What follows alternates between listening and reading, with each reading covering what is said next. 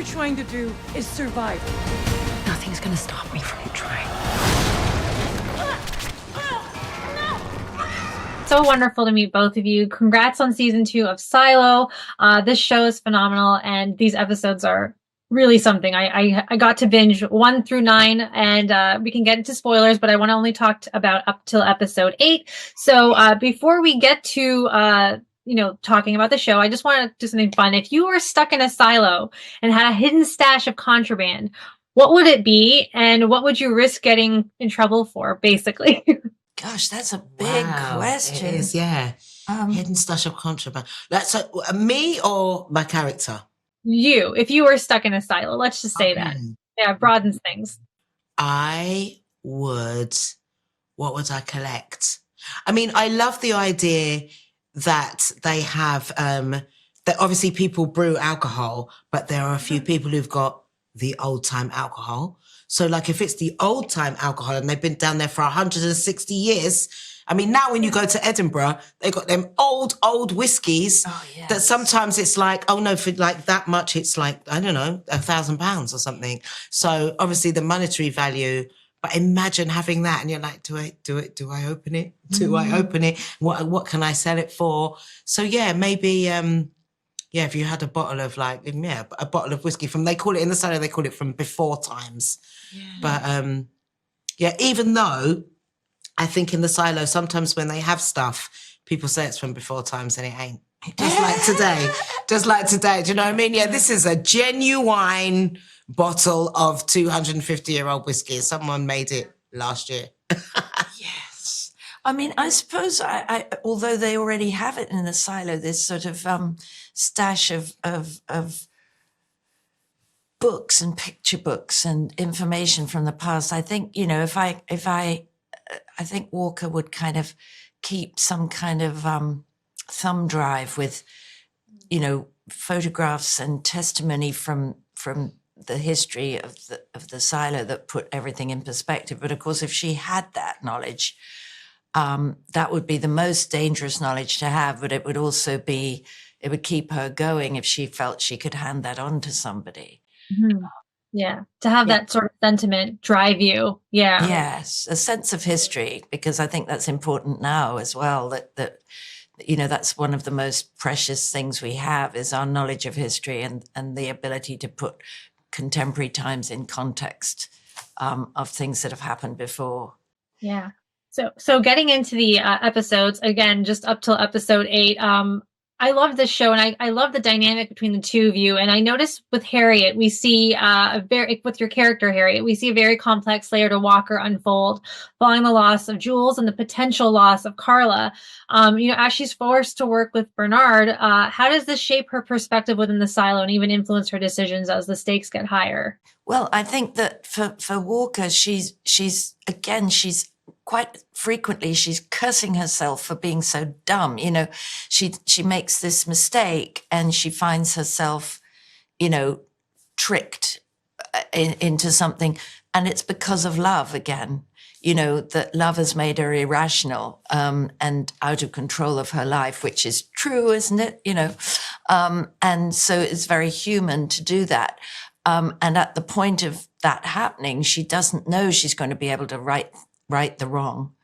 And nor do the audience know she can right the wrong. And certainly Carla doesn't get the picture. So, it's a bit of a knife edge thing for Martha, without giving too much away, that she finds herself placed in this situation, which then she finds she has the quick wits to somehow, get her own back in some way.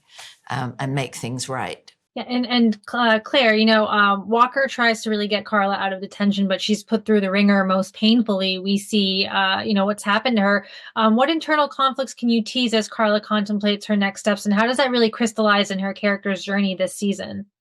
I mean, I think that Carla's, she's given, her whole situation changes. From being the head of supply and dealing with the whole silo and what the silo needs on a day-to-day basis, to then being forced to contemplate the future of the silo and the future of her love. which seems like it's back in her life. It's how does she cope psychologically with the fact that it all seems to be crashing down, that it all seems to be going wrong, and that this person is a person that she thought she knew, but her actions are incomprehensible to her. So yeah, I think she's in a place where she's dared to allow herself to dream a little bit, and then is like, was that foolish? Like, what have I done? What have I done? Where are we going? Yeah. Yeah, and for both of you, I love that we get to see this deeply intimate and quiet kind of love built on understanding and unspoken trust between Carla and Walker. Between the bond you two have on screen, what does it reveal about the emotional layers of your characters, like what they've been hiding from themselves or even from others? Well, yeah, I think their love is very deep because it stood the test of a long separation and a lot of time. And it just, I think the audience will take from it, here are two women who've isolated themselves or been isolated for 25 years. And that is no way to live, really. I mean, we can survive like that, but there's nothing to compare with loving another human being and sort of being able to communicate that love and do stuff to prove that love. It's an enriching thing, and throughout the silo you get the feeling that there are pockets of real intimacy and domestic life that really keep people going. It's the fabric of their real world, and that's sort of one of the main messages of the show is this idea of love between people, and stolen moments, behind closed doors, and despite being watched everywhere, love will survive. I love that idea. Mm. Yeah, and my last question, how do you see the two of them navigating this tension together between personal morality and the greater good ahead of the finale?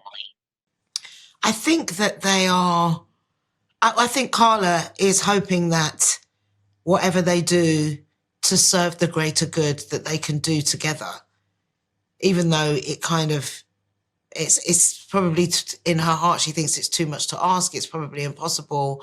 But yes, she wants to serve the greater good, but she's also doesn't want Martha to disappear again. She doesn't want to. They both know that they're older now.